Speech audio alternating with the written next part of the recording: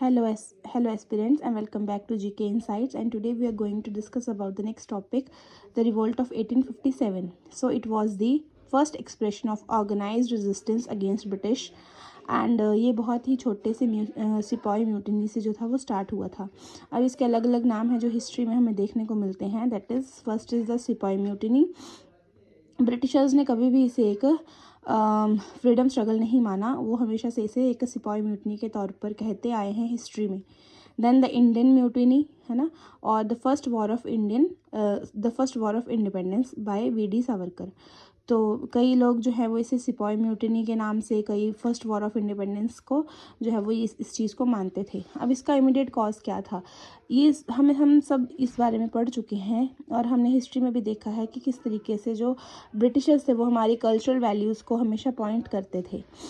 इसमें क्या हुआ था कि जो हमारे कार्टेजेस थे ना, उन पे जो थी वो फैट ऑफ काउ और पिग्स की जो एक ग्रीस जो थी लगी रहती थी वहाँ पे एक, और उसको ना मुंह से खोलना पड़ता था. ठीक है. जो राइफल्स थी उनको लोडिंग करने से पहले जो है उनको जो बाइट करना पड़ता था. ठीक है. तो उसमें दोनों हिंदू और मुस्लिम्स की जो है वो रिलीजियस सेंटिमेंट्स थे वो हर्ट हो रहे थे, और उन्होंने मना कर दिया था कि हम इसे यूज़ नहीं करेंगे. उसके बाद जो लॉर्ड कैनिंग थे वो फर्स्ट गवर्नर जनरल थे. लॉर्ड कैनिंग जो थे वो गवर्नर जनरल थे हमारे ड्यूरिंग द रिवोल्ट ऑफ 1857. अब अगर हम नेक्स्ट की बात करें तो मंगल पांडे जो था यहाँ पे बहुत इम्पॉर्टेंट हो जाते हैं. वो एक सिपाही थे बैरकपुर में, जो कि रिफ्यूज़ कर दिया था जिन्होंने इसको यूज़ करना, और अटैक किया था अपने सीनियर ऑफिसर्स पे. Then he was hanged to death on 8 April, और 9 मई को जो थे वो 1885 सोल्जर्स जो थे मेरठ के, उन्होंने रिफ्यूज़ किया था और उनको जो है वो पनिश किया गया था. अब ये जो मेरठ से जो ये स्प्रेड हुआ रेस्ट ऑफ इंडिया में, और 10 मई को जो है वो सिपाहियों ने जो है वो दिल्ली की तरफ जो है वो मार्च करना शुरू कर दिया. अब इसके अलग अलग कॉजेज़ देखने को हमें मिलते हैं जो कि हमने बाइफरकेट किए हैं.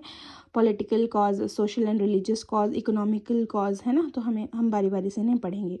सो पॉलिटिकल कॉज के बारे में सबसे पहले बात करते हैं. तो ब्रिटिश पॉलिसी की जो एक्सपेंशन थी, जैसे कि डॉक्ट्रिन ऑफ लैप्स और डायरेक्ट एनेक्सेशन जो थी, जो हम पिछली वीडियोज़ में कवर कर चुके हैं, तो उससे जो थे वो रूलर्स और उनके जो चीफ्स थे या जो उनके हेड ऑफिसर्स थे वो बहुत ज़्यादा अपसेट थे और बहुत ज़्यादा डर में थे कि कहीं अगला जो है वो ब्रिटिशर्स हमें ना एनेक्स कर दें, है ना.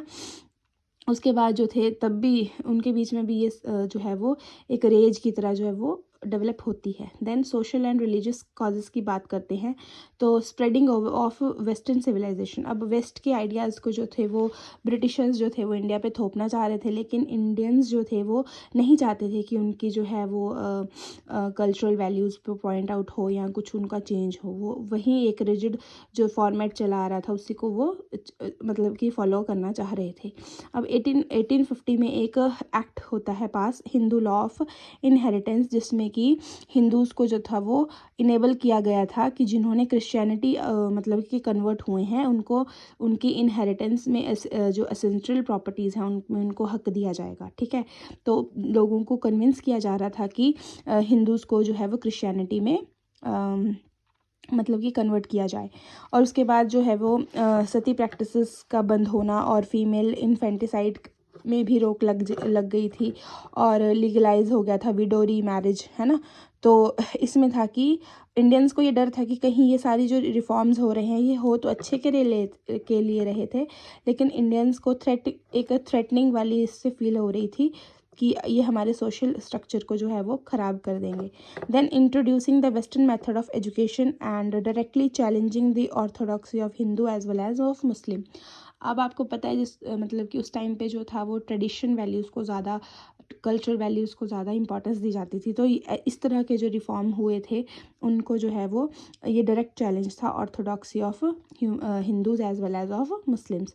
तो ये जो है वो कुछ हमें रीजंस देखने को मिलते हैं कि किस तरीके से ये एक फर्स्ट वॉर ऑफ इंडिपेंडेंस की तरह से हमें देखने को मिलता है. अब इसके एक दो और कॉजेज़ हैं, उसको हम कल की वीडियो में डिटेल से स्टडी करेंगे. So thank you. Do like, share and subscribe and follow for more.